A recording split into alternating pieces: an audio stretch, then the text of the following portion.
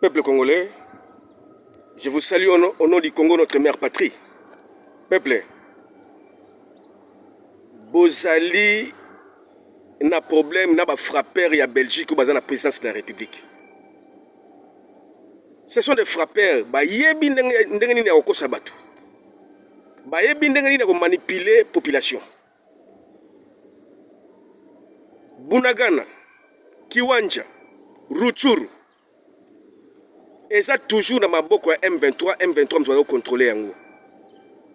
Bati kokosa bino ke avion de chasse et bombarder ba stratégie et bombarder ba place bazali et bombarder ba lié au lokuta Kinshasa et ebi place ba M23 bazali. Mais pourquoi avion de chasse wana ezo baluka na ville Goma? Ezo baluka na ville Goma. Mais ekende na Rutshuru. Avion de chasse na Rutshuru et ko umela teka 3 minutes komi. Wana chasse à bombardier. Mais eta mulaka na Goma na Birere, Katindo, Office, eketi na Mabanga, eketi na Grand Lac Baluki. Bozo mona ndenge baza ko kosa peuple.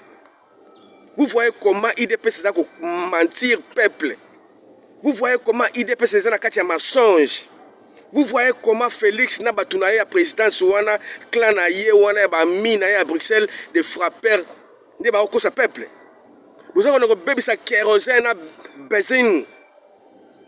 Pamba kaka boy.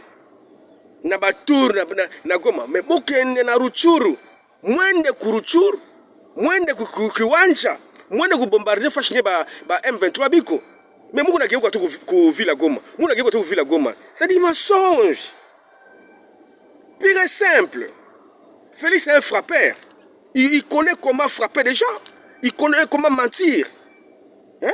C'était un frappeur en Belgique, en Bruxelles. Peuple congolais, ils sont en train de vous mentir. C'est faux. Bunagana, Kiwanja, Rutshuru est toujours bel et bien dans ma boko, il y a M23. Willy Ngoma, Azolo Bayango toujours. Capturer Willy Ngoma, Nganandi Mabino, capturer lui. Capturer Baba chef, il y a M23. Boula Sabiso Kiwanja, Boula Sabiso Bunagana. Hein?